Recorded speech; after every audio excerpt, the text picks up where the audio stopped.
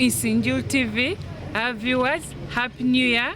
Naula Majorin Bole, Ugandan correspondent. It's all excitement in Uganda as for the private workers in regards to the recent presidential communication about their NSSF money. We learned that most of the private workers, as long as you clock age 40, you're entitled to 20% of your NSSF, and this leaves many of them.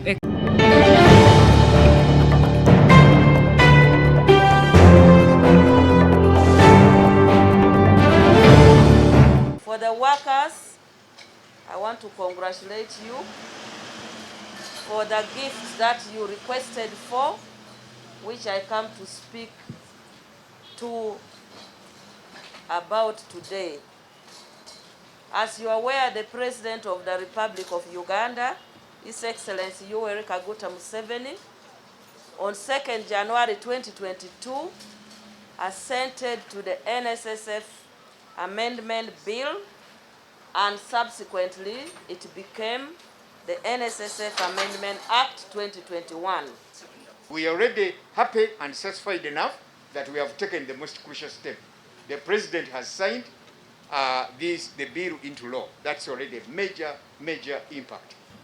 I therefore congratulate members of the fund, and I'm glad the chairman is here with the team, all the workers of Uganda upon this milestone.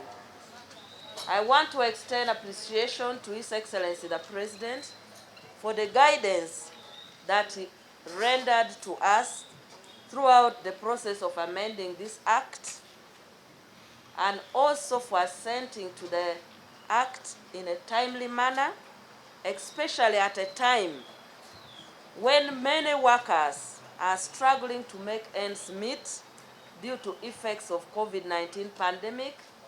As far as the act is concerned, I would like to guide the country. It is important that we guide you on the processes and let the country know what is left to be done for you to access the money. We will be communicating the best way we can, so that it's very clear to all members of all levels of society, so that there is clarity. The amount of money we are talking about is about 904 billion shillings that is going to be shared among the members who are actually eligible to access this. So really, good people, I would like you to spare your time and wait until we are able to communicate all the modalities and the terms and conditions for implementation of this act. Therefore, let me guide as follows. 1. The NSSF Amendment Act shall come into force upon publication in the Uganda Gazette in the coming days. We are working with the First Parliamentary Council to, as soon as possible, gazette. I will therefore inform the country in due course as soon as possible when this critical action has been implemented. Number 2, the provision regarding mid-term access to benefits by qualifying members of the fund shall come into effect after I have issued a statutory instrument that will guide on the terms, conditions, and procedures for accessing the benefits. So the Act stipulates that the minister must put in place a regulation. That regulation is supposed to clearly state the terms of accessing the benefit, the condition, and procedure. This instrument, once I have issued, has to be laid before Parliament for information. That is what we agreed in Parliament, and therefore the Ministry of Gender, Labour and Social Development is working and now in advanced stages of drafting the regulations. Because we anticipated this, members of the fund together with the ministry has been working in preparation to ensure immediately they kickstart the consultation for purpose of ensuring that the regulation is concluded. And by the way, the regulation is not necessarily made only by the minister and the board. We have to consult. So in this process, we have to consult the workers through their unions to give input on how the regulations should stipulate the terms and conditions and the procedure. So from now on, starting this week actually, we are going to be communicating properly and everything, the various steps we are going to take.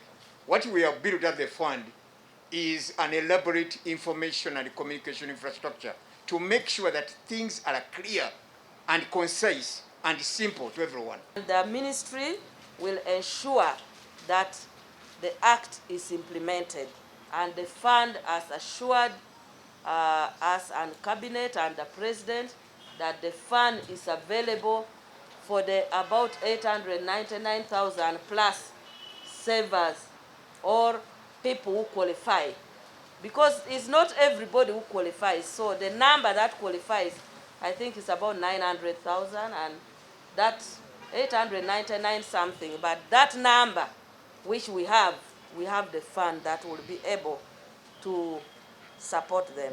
Our job is to prove that we as Ugandans, we can be as efficient as possible and effective too in our systems. NSSF is one of the most technologically enabled and data-driven enterprise in this country. So in terms of efficiency, in terms of safety and flexibility, all the guarantees we are providing them.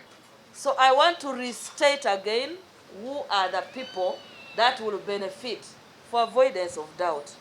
Therefore, the categories that will benefit from this act are two. The first one is a member who is 45 years of age and above and has saved or made a contribution to the fund for at least 10 years, is eligible for up to 20%. Yesterday someone was asking me, but we are being told it's discretionary on the minister. No, it is discretionary on the side of the worker, not on the minister or the board. For us, we know it is 20% access. But if you come and say, I want less than 20%, that is your discretion. So in the terms and conditions, we'll discuss all those. But as the law stands now, it is the discretion is on the side of the person requesting.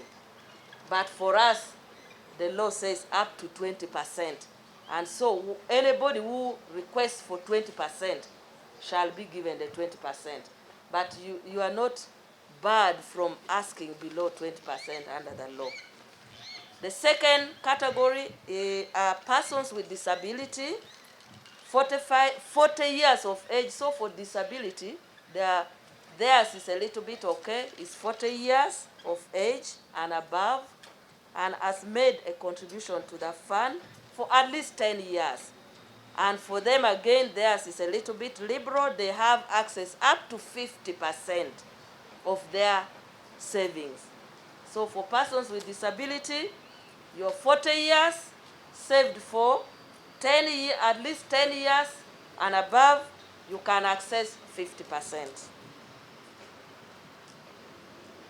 The fund, the new act, also gives so many opportunities to the workers and the country at large, and some of the new opportunities which did not exist in the previous act, provisions of the previous act, which is in the new act, is that it has now expanded social security coverage in Uganda, whereby every worker is now eligible to save with the fund.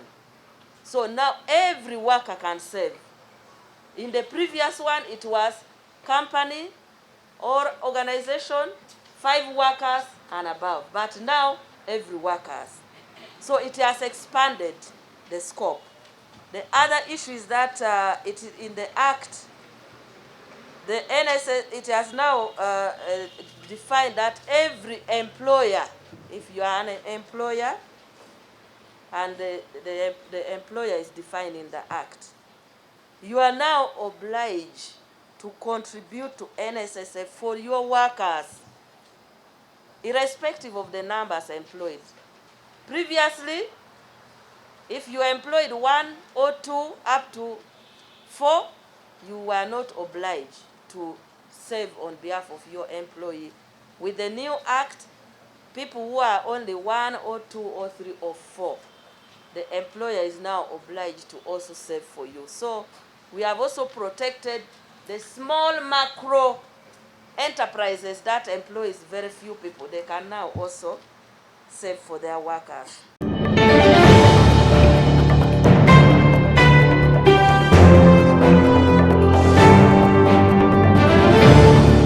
Ondari just said the Archbishop Kazimba Mugalu of Uganda has urged the government to make sure that by the end of 2022, street kids should be off the streets.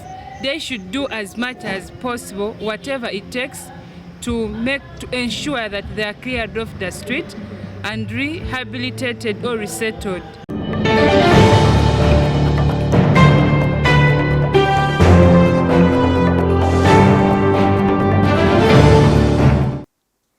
Brothers and sisters, I greet you all in the name of our Lord Jesus Christ, from whom all blessings flow.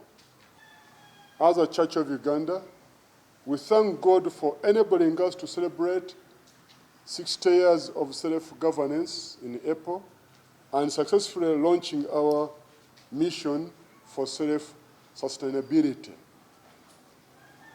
We should always learn to appreciate God. You know, it is easier to grumble than to appreciate. If you are still alive and you are entering 2022, you should say, praise God, from whom all blessings flow. I have also witnessed a high influx of street children on almost all busy roads at junctions in Kampala. These are largely minors carrying fellow children, begging, and several of them looking miserable. This should be a collective social public concern as well. I appeal to the Ministry of Gender, Labour and Social Development and the Kampala Capital City Authority to urgently address this matter. A resettlement plan needs to be discussed and investigations into who exactly brings these children to Kampala. This should be instituted. Really, who is bringing these children to Kampala? These children, are they really coming from homes? Are we just looking on and see children? This is a time bomb for us Ugandans. It should be addressed.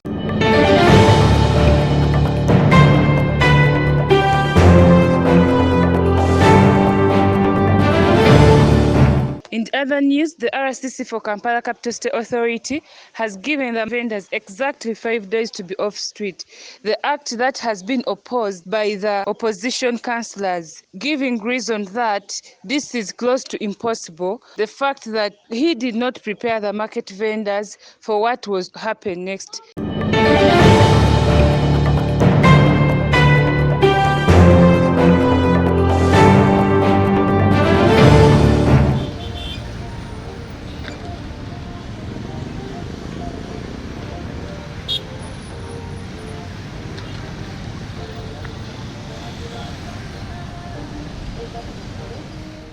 We have a challenge in the city that as stakeholders are obligated to solve. We have a serious challenge of congestion where you cannot move and do your business easily because of the crowding in every part of the city. The business community is crying. The residents of Kampala are crying. As National Unit Platform Councillor of Authority, we strongly condemn and disassociate ourselves from the illegal exercise being carried out by an illegal outfit that has caused bloody fights on the streets of Kampala, currently in the name of flashing out street vendors. A gang calling itself Smart City, backed by the Minister of Kampala, the Executive Director, and the resident city commissioner, has been terrorizing street vendors, stealing their merchandise, imprisoning some, and masquerading as the law enforcement unit of KCC, which they are not, causing chaos and destruction. Getting them off the streets is just one of the ways of helping them. Because if you have location where you're conducting your business from, it will enable you to plan better and even grow, as opposed to walking, hawking, moving aimlessly. And of course, we have security concerns. There are people who are taking advantage of the crowdness, the overcrowding within the CBD, and taking advantage of it, snatching bags of ladies, snatching phones, and involving themselves in all sorts of criminality. So this must be brought to an end. Wish to note, as National Unit Platform councillors, that KCC has a fully facilitated law enforcement unit which is not this illegal outfit, and we call upon the police to interest itself in the illegal activity of this group. That is a Smart City. They're using Smart City guys to distract, to arrest, to do everything illegal to these vendors on the street. KCCA has faced a challenge of people who petition the institution because of such illegal operations. Some time back, when the enforcement of KCCA was used, went to Ndeba to market vendors at Butala, evicted them. At the end of the day, we were reported, we were taken to court as KCCA. We are compensating more than 20 billion as of now. You remember what happened during the reign of ED Jennifer Musisi, when she illegally collected money from tax operators. When the tax operators went to court, by now KCCA is supposed to pay more than 100 billion as compensation. When the Directorate of Revenue at KCCA went ahead to collect revenue illegally from the outdoor advertisers, they went to court. Now KCCA is paying 13 billion in compensation for such illegal operations. What we are saying that it is good, we don't, even us as leaders, we don't want to congest the streets, but we want to apply the law. The law is still in making, is still in the process of legislation. Why do you think that you can remove vendors just within a month, yet they have existed for more than 35 years when Mr. Museveni has been a leader? We all know that street vending and hawking is illegal. It's an illegality. But this has been the nature of the NRM government, tolerance. And the challenge is that tolerance sometimes is taken for granted, and people tend to abuse the patience that the leadership has exhibited. Why didn't Mr. Museveni enacted laws, such laws, to guide such processes? So let them wait for the leaders of the city to legislate a law which is called an ordinance, Trade Order Management Ordinance, that will be the lasting solution for such problems.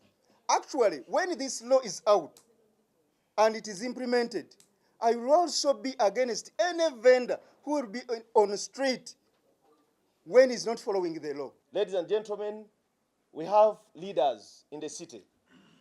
Not only leaders, but we have the elected leaders.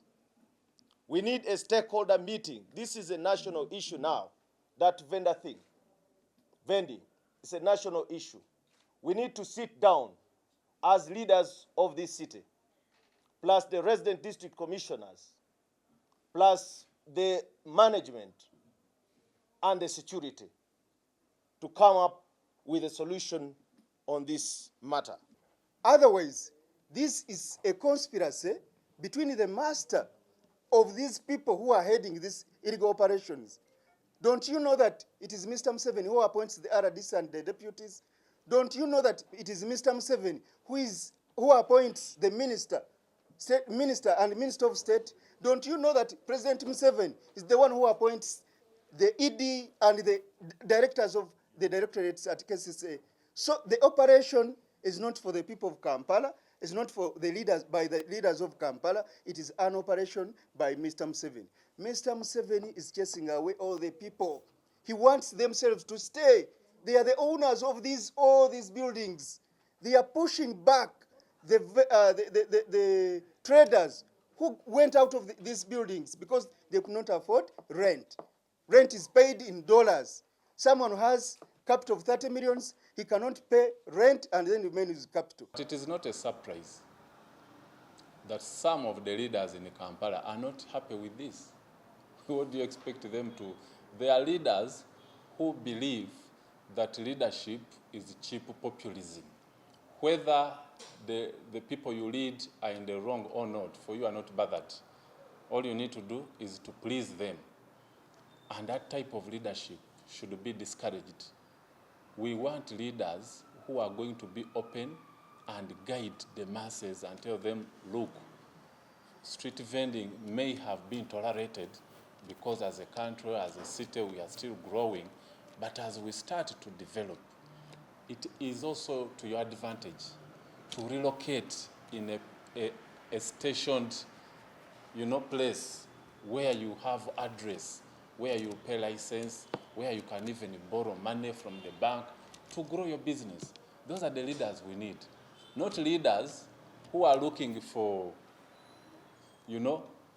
trying to show that they are there for the people when actually they are injuring the people. We find this comical, discriminative, and unjust.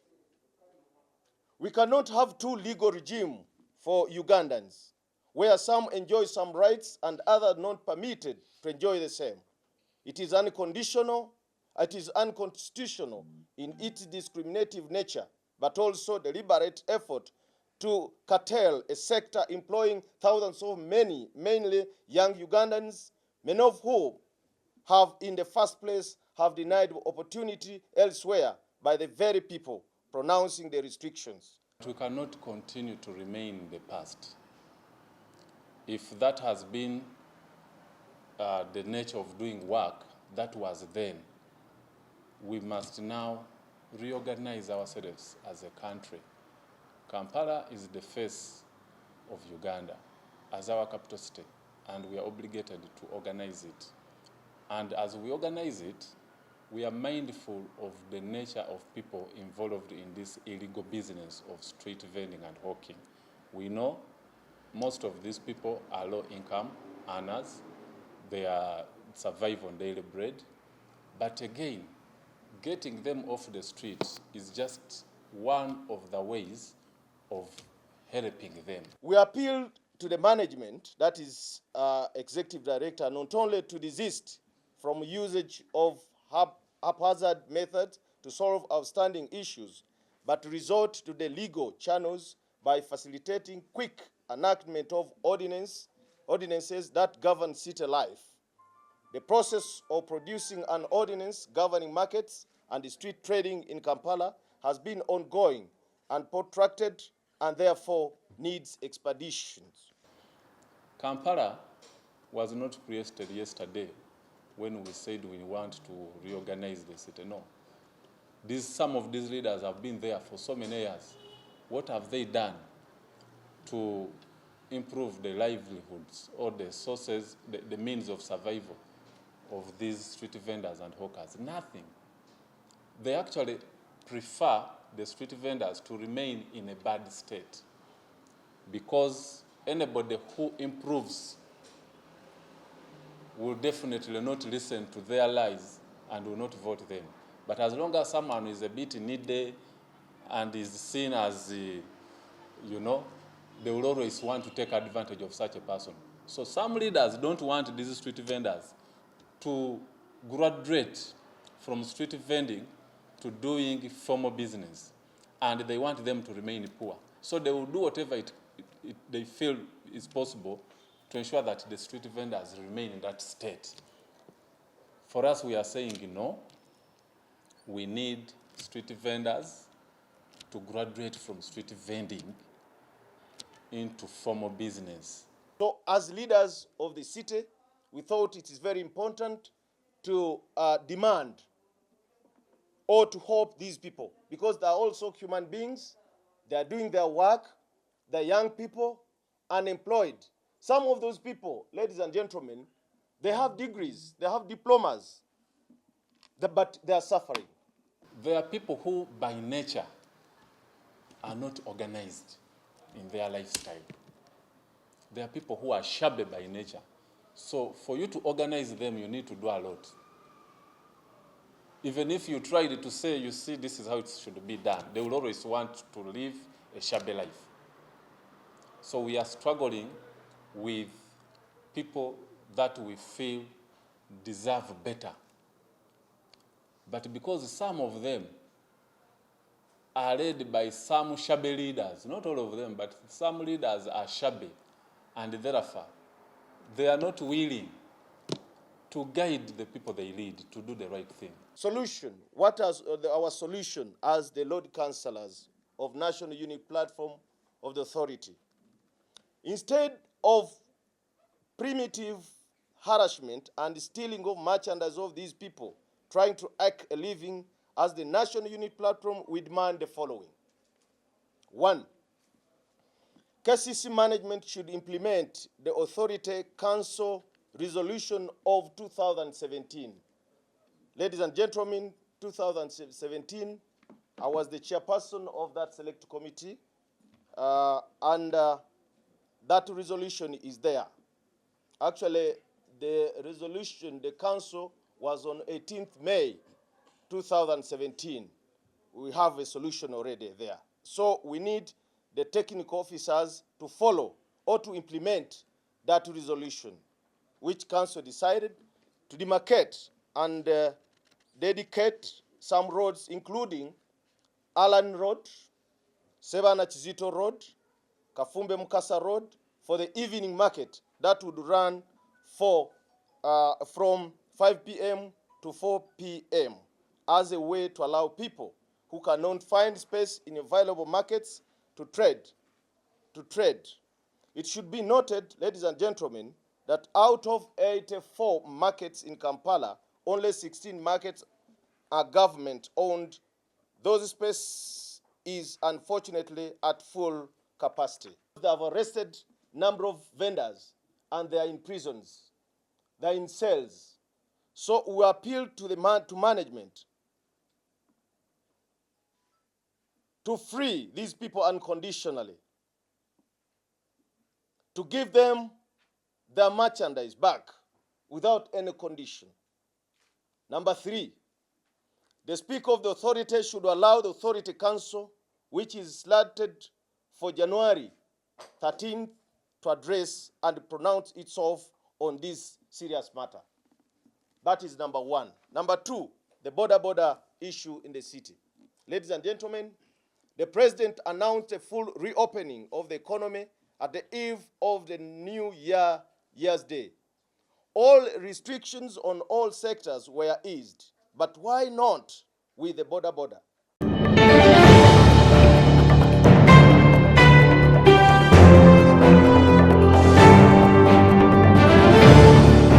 That has been the news from Naula Majorin Bole, Ugandan correspondent for isinijurutv. Like our YouTube channel. Thank you for watching. Happy 2022. Thank you.